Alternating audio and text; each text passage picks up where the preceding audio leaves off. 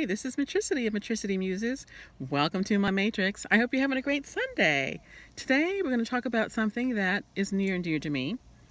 My little Chihuahua, or actually my daughter's little Chihuahua, but sometimes she is stalked by birds of prey. So, we're going to talk about birds of prey and your pets. Very important. Now, I know that there's a lot of development West Ashley, so we are actually encroaching on the habitats of many animals, whether they be birds of prey or deer, foxes, all those animals. We're actually, taking away their lands and building. So they're losing their natural places to live because we want to build homes there. So this has been a concern of mine for at least 3 to 4 years now because we walk our dog, several times, throughout the day. And where we used to live, we were surrounded by lots and lots of trees. And in the evenings, during a certain time of year, we would notice that owls would begin stalking the dog. We would hear an owl in a tree close to us hooting. Then, a little bit later, we'd walk around the complex. We'd hear another owl, and we think it was actually the same owl flying to another tree to where we were in the front of our building walking the dog. So we think the dog was being stalked because this happened many, many times, so much so that we became aware of the owls hooting, and wherever we were, there was an owl hooting close by. And then I thought, well, you know what? I know these birds are protected, but I'm telling you, I am not going to let an owl take our Chihuahua. Those owls are not like cute little Hedwig from Harry Potter. No, not cute. They are vicious killers because they're meant to be that way. That's how nature created them. They're vicious killers that will rip the throat of our little dog. So I can't have that. So what I decided to do was my daughter would sometimes walk the dog and we would hear the owls were out or knew they were out there. I'd walk with them with a broom. And of course, I probably look like a crazy person, but I don't care. I would be twirling that broom in the air every time I heard an owl hoot because I didn't want an owl to swoop down out of a tree and grab her. Because I'd seen stories where some of these birds are very aggressive and they will actually snatch your animal even though they're on a leash and you're with them. That would be so terrible. Now I know that these birds are protected and you can't kill them or you'll be fine, but I'm telling you, it was going to be me and that owl because they weren't going to kill our Chihuahua. So we had that happen a lot as far as how to deal with the owls stalking the stalking the dog. It happened all the time. And I will never forget the time, we had a big picture window. The dogs and the cats used to sit in that window in the, all day long and into the evenings. And when the owls were active, it seems like this only happened during a certain time of the year. It's a clear window with a screen, but we would see owls. We'd hear the owls first. We wouldn't see them first. We'd hear them first. They'd be hooting, hoo hoo, hoo hoo, very, very close by outside that window. And I'd say, Whitney, the owls are close by. Take the dogs out of the window. So we would take the dogs down. And, sure enough, I'd look outside and try to find out where the hooting was coming from. And there was an owl in the tree right next to the window. And, their talons are strong. They could probably rip through that screen like butter and still snatch the dog. And even our vet told us about that. Like, don't leave the animals in the windows when you know that there are birds of prey around because they will try to get through those animals through the screen. So be very careful about that. One night also, when we knew the owls were around, like in that week's time, we didn't have the dog with us. The dog was in the house, but Whitney went on the front porch. Well, I'll have you to know, an owl was waiting on her. There was an owl suddenly flying toward her with the talons out, thinking that she had the dog. And suddenly they had to flap away because she didn't have the dog. That was scary. So the owls were ready. They were ready to grab the dog. Oh my gosh. Not Hedwig, not cute, not Harry Potter cute. So the owls are a big thing where I used to live. Now I have been out to the Birds of Prey Center out in Ondaw. Beautiful facility.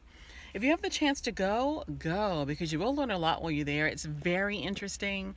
They have wonderful birds there, and we learned a lot about the owls there, which was really neat because they're silent flyers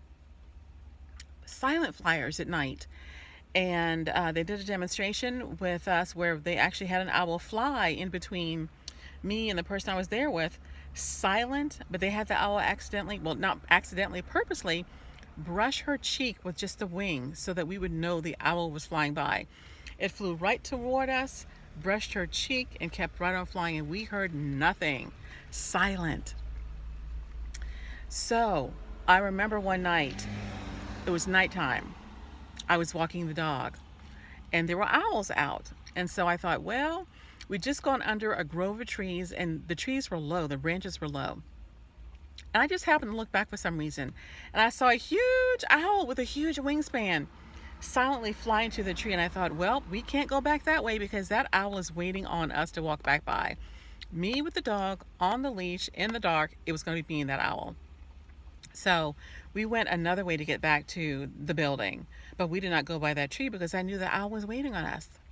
Well, we moved, and I was thinking, oh, we won't have those owls to deal with anymore. Something else we have to deal with. Well, our little dog is a Chihuahua, as I said. It only weighs about 5 pounds, so she's very tiny. 5 pounds on a good day. And so she likes to go outside and sun herself in the sun. So she does that sitting on the grass. Sometimes she lays out on the grass. But when she lays out, she looks like she's like a little dead dog or a little rabbit just laid out on the grass. And I've noticed that birds of prey, and we live right near Charlestown Landing, big birds of prey, I think these are hawks. I mean, they're so high in the sky, I can't tell, but they're not owls that high. And they fly all during the day. So I do believe that these are hawks, or either those buzzards. Maybe the buzzards, I don't know, but I think they're hawks. Anyway, the dog's laying out on the ground, and now I realize that we cannot leave her alone outside. Next thing you know, the sky above the house is open, as far as open sky. 3 hawks will be circling around. Then I notice they're circling lower. They're spiraling down. Spiraling down. From high in the sky, they're spiraling down, getting closer and closer and closer. So I realized, you know what? We have to go in. So I'll snatch up the dog and go in the house. So birds of prey, they're everywhere. So even where we are now, we've moved. We have to be careful because the hawks are now hunting her. And it's funny because I'll go outside and I won't see a single bird. And then within 15 minutes, suddenly I'll notice a dark shadow crossing the lawn. It's like, oh, look up. Birds of prey, 3 of them, usually they're 3, circling the sky above the backyard. I don't know what the deal is. But they're trying to get the Chihuahua because they see her, I guess, with their x-ray vision from a distance. They could probably see her from miles away. She looks like, a little rabbit. I don't know. But anyway, food. She's food to them. But she's not food to us. She's our beloved Chihuahua that we are not going to let birds of prey get. So me and the birds of prey, if we have to go to war, we're going to war. I know those are protected animals. I'm not going to ever do anything to hurt them, but I will protect our little Chihuahua. I don't want the birds of prey to get her. So we will be careful with her. When we know that the birds are circling, we will take her inside the house. We won't go outside. If we are outside with the birds circling, then we have to stay out with her. Don't let them get too low to the ground because we don't want them to swoop in or suddenly be in a tree close by that we don't notice, swoop in, grab her with the talons. The most horrible thing that I've heard in recent years from a couple of friends of mine, that they've actually had cats that were taken, like the cats were outside sunning themselves in the driveway of their homes, and all of a sudden they just happen to be looking outside. Birds of prey swoop down from the sky, grab their cat by the talons, and they've seen their animals flying off into the distance with these birds of prey, and you can't get them back. And by the time that you think you could possibly, maybe if they could drop the animal, it would be too late because those talons are impaling their bodies, holding them. And I think some of the animals, the birds of prey, they rip out the throats of the prey, whether it be a dog or a rabbit, whatever, rodent. They rip out the throats first so that they're dead. So even if they were to drop the animal, your little pet would be gone to, cross the rainbow bridge to pet heaven. So that's my thing. Be careful. I know that we are encroaching on the areas where the birds of prey live and other animals as well. But, I don't want them to take our pets. They're not Hedwig. I know they're not Hedwig. They're not cute. They're vicious killers, and Mother Nature makes them that way because that's how they survive in the world. And, so I'm very careful with our animals. So I think that we all need to be aware of that because they're out there.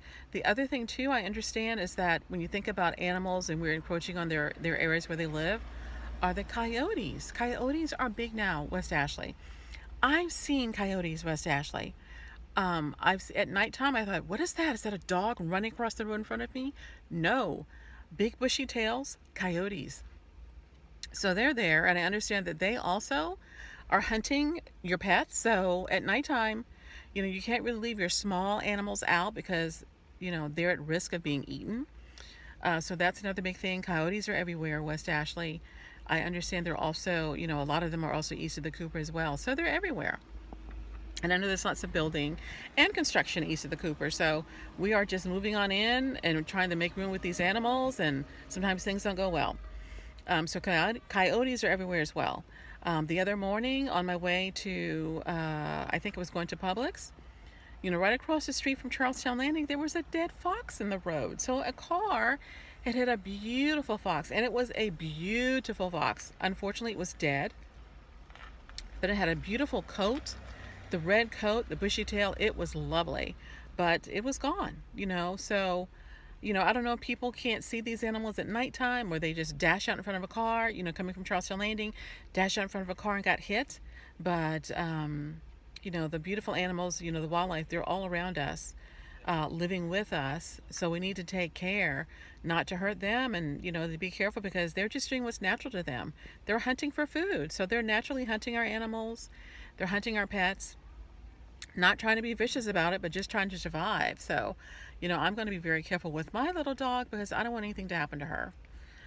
So that is kind of like my soapbox for the day as far as the birds of prey and the wildlife. The other thing that, we think about wildlife in this area, which is low country, are the turtles. I know that that is huge. And each year, on the beaches is a big thing to block off the areas in the dunes where they live. Don't disturb the dunes. Don't walk on the dunes. The turtle eggs are there, the hatchlings are there, and they're trying to make it back to the sea. So we don't need to do anything to disturb that habitat either. So we really need to look at nature, pay attention to nature, and really protect it because, we are doing so many bad things to this earth, whether it be, things that are creating global warming. We're actually having die off of animals, beloved animals that really we need as far as our habitats to live. Dying off of whales, dying off of dolphins, bees. We are actually killing bees on purpose. People are viciously attacking beehives sometimes. So, those kind of things we don't need to do. We need to take better care of the earth because this is all we have. And, when some of these animals are gone, our life expectancy will be much decreased. And that is so true with the bees. Without the bees, humans aren't going to live because the bees are the ones who pollinate the food, and we need that food to survive. So without bees, we are lost. So we don't really need to do anything to hurt the bees. We need to be protecting the bees at all costs. We need to live in harmony with the animals on this earth. Live in harmony with the ones that we are too close to because we're building in their habitats. Protect our own pets and animals from them because they're just doing what becomes natural. Another thing, of course, that are all around Charleston and the Low Country are alligators. Don't feed them.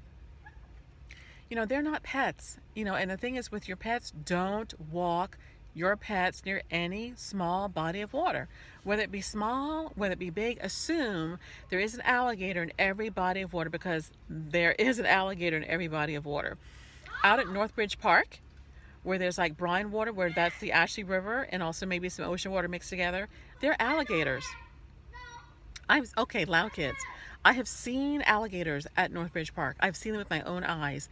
I've had to warn a mother to get her child out of the water because there was an alligator nearby and she did not see it. I could see from the pier where I was standing, but she could not see it because she let her child go near that little low area where there's like a little semi-beach. It's not really a beach, but it's like where you can be a beach area there. But the alligators are there, and people need to be aware of that. It's not a beach there at Northbridge Park. There are gators in the water. So don't feed the gators. And I know that, they come around there because of the bait, people fishing, people shrimping, with the, people crabbing with the rancid, pieces of chicken to catch the crabs. And, so it's attracting all sorts of animals like the alligators. So don't feed the gators.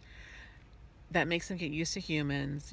Don't walk your pets near bodies of water because the gators will stalk you. They will come out of the water and snatch your animal. And recently, I've heard in the news where some people have been killed trying to protect their animals.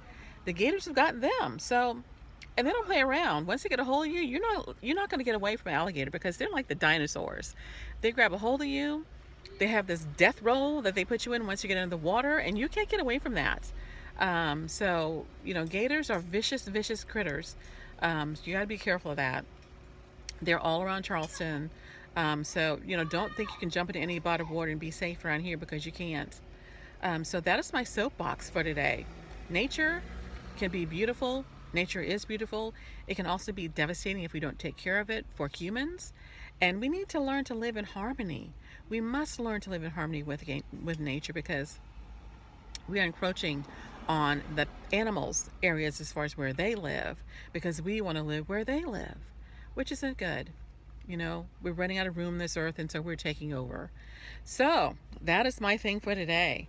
Watch out for your animals. I'm going to do my best to keep my little doggy safe. Me and those birds of prey, we are not going to be having a problem. We're going to stay away from each other and avoid each other as much as possible. All right, y'all. That is it for today. Have a great day. See you later, alligator. Bye.